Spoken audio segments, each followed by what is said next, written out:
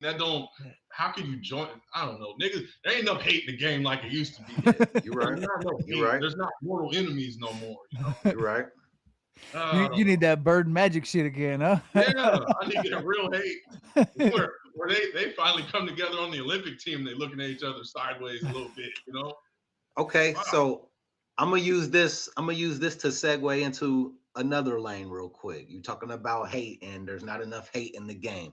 Let's talk about rap beef. You know what I'm saying? Yeah.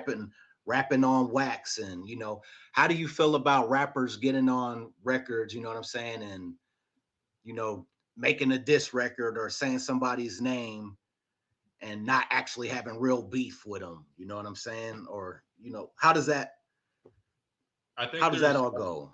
I think there's two planes that beef can travel on, and you can have the type of beef where it's just like, hey, motherfucker, I think I'm better than you at rap, and let's get out here and duel. Let It's like fencing, Yeah. Let's test our skills and see who's really better.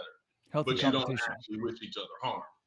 And then there's beef that's actual beef where you're gonna have those incidents where motherfuckers end up in the same spot and somebody gets stabbed. And I think both are okay, but I think you have to establish the rules of engagement in the early process.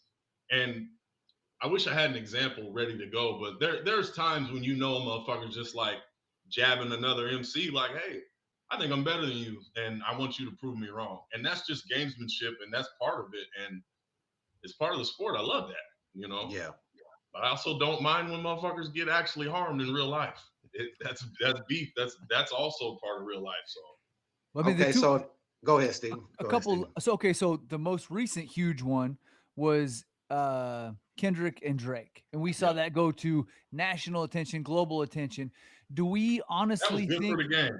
Yeah, without a doubt, a lot of people said that, and people are even, I think, trying to implement tactics like that now, and kind of drive their sales doing the same thing. Do we think that if Kendrick and Drake were accidentally in the same hotel, you know what I mean, and come to meet up in the lobby as they was checking in, do you think shit really would have went down? I think their entourages would make it go down because I don't think either one of them actually want to harm each other. They just have uh, entertainment disagreement. You know what I Competition mean? and I skill. don't think those guys actually want harm, but when you have groups like this, and this happens at the street level too. It doesn't have to be rap, but you've got a main dude, and you got a bunch of other dudes around who want to prove loyalty to them. They would be the ones to set it off and make For something sure. Always actually happen. entourages. All right, so then we can take it back decades to the Tupac Mm-hmm. and Biggie beef. And Mm-hmm. and and they were, and I've seen, the documentaries where they said they had to have hip hop police because they had to make sure that they weren't staying in this is why I used that analogy earlier. They had to make sure they weren't staying in the same hotel room, because if they were, bystanders could get harmed because shit could legit pop off. You know what I mean? Yeah. And that was, I mean, "Hit 'Em Up" is an iconic diss track, probably one of the top diss tracks in the game. You know what I mean? I mean, that's up for debate, but uh, Can we debate that real quick?